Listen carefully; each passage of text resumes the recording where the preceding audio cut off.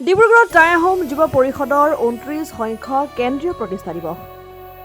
প্ৰতিষ্ঠা দিৱসৰ লগত সংগতি ৰাখি ডিব্ৰুগড় চহৰত বৰ্ণাঢ্য সাংস্কৃতিক শোভাযাত্ৰা উলিওৱা হয়।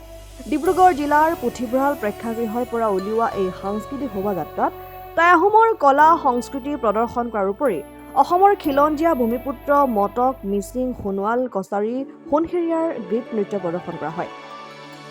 সাংস্কৃতিক শোভাযাত্ৰা সমাপ্ত হোৱাৰ পিছতেই জিলাৰ পুথিভঁৰাল প্ৰেক্ষাগৃহত গুৰুত্বপূৰ্ণ মুকলি সভা অনুষ্ঠিত কৰা হয়।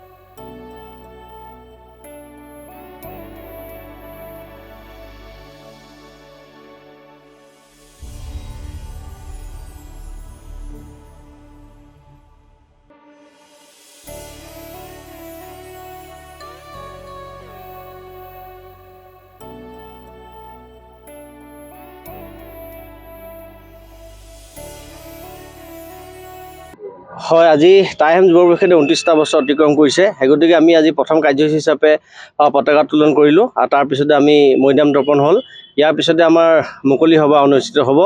মুকলি সভাত আমাৰ অসমৰ বিভিন্ন গণ্যমান্য ব্যক্তিসকল আহিব। লগতে আমাৰ আজি ডিব্ৰুগড়ৰ এগৰাকী সু সন্তান, আমাৰ যিহেতু ডিব্ৰুগড় কলেজৰ প্ৰাক্তন অধ্যক্ষা, বৰ্তমান তেখেতে বহুত লিখা মেলা কৰিছে আৰু আমাৰ ডিব্ৰুগড় নন্দলাল বৰগোহাঁই চিটি কলেজৰো তেখেত এডভাইজাৰ কমিটিৰ এডভাইজাৰ বৰ্ডৰ মেম্বাৰ হয়, চেয়াৰমেন হয়।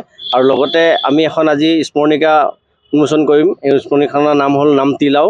তো সেই গতিকে আমি সকলো অসমৰ ৰাইজক আমাৰ অনুষ্ঠানটো সফল হোৱাৰ কাৰণে আশীৰ্বাদ কৰিবলৈ আমি আশা কৰিছোঁ। লগতে আজি টাই আহোম যুৱ পৰিষদৰ যিসমূহ সংগ্ৰামী সতীৰ্থই আজি 1995 চনৰ পৰা সংগঠনটো যি গঠন কৰিছিল, আজি হৈ সমগ্ৰ অসমত আজি টাইপা নামত আজি অসমৰ বিভিন্ন জিলাবিলাকত আমি আজি আমাৰ জিলা সমিতিসমূহ গঠন কৰিব পাৰিছোঁ। কেন্দ্ৰীয় সমিতিৰ তত্বাৱধানত আমি অসমৰ ৰাইজৰ লগতে আহোম জনগোষ্ঠীৰ যি অভাৱ অভিযোগ সকলোখিনি আমি সংগ্ৰামৰ মাজেৰে আমি আগুৱাই লৈ যাব পাৰিছোঁ বা লৈ যাম। সেই গতিকে অসমত বসবাস কৰা প্ৰতিটো জাতি জনগোষ্ঠীক আজি আমাৰ পবিত্ৰ ক্ষণত তেওঁলোকৰ পৰা আমি আশীষ বিচাৰিছোঁ। অগ্ৰজসকলৰ পৰা আমি তেওঁলোকৰ আশীৰ্বাদ বিচাৰিছোঁ, তেওঁলোকৰ দিহা পৰামৰ্শ বিচাৰিছোঁ আৰু লগতে আমি সকলো অসমবাসী ৰাইজক এই প্ৰতিষ্ঠা দিৱসত সহযোগ কৰিবৰ বাবে অনুৰোধ জনাইছোঁ। জনজাতিকৰণৰ প্ৰসংগটো লৈ আপুনি সময়ে সময়ে আন্দোলন কৰি থকা দেখা কৰি থাকে, কিন্তু এই প্ৰতিষ্ঠা দিৱসৰ জৰিয়তে চৰকাৰে কিবা আহ্বান জনাব? হয়, নিশ্চয়। টাই আহোম জনগোষ্ঠীটো আপোনালোকে নিশ্চয় জানে, অসমত বসবাস কৰা যিমানসমূহ জনগোষ্ঠী আছে প্ৰায় সংখ্যক জনগোষ্ঠীক আজি জনজাতি মৰ্যাদা দিছে। কিন্তু টাই আহোম জনগোষ্ঠীটোৰ জনজাতি মৰ্যাদা যিকেইটা ক্ৰাইটেৰিয়া আমাক কেন্দ্ৰীয় চৰকাৰে বান্ধি দিছে, কিন্তু সেই গোটেই ক্ৰাইটেৰিয়াকেইটা আমি ফুলফিল কৰোঁ।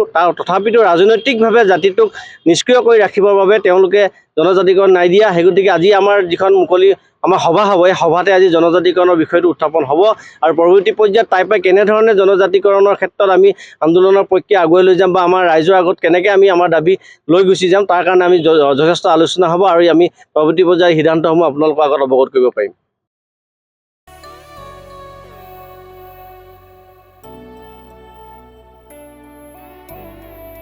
News desk report, democratic Assam.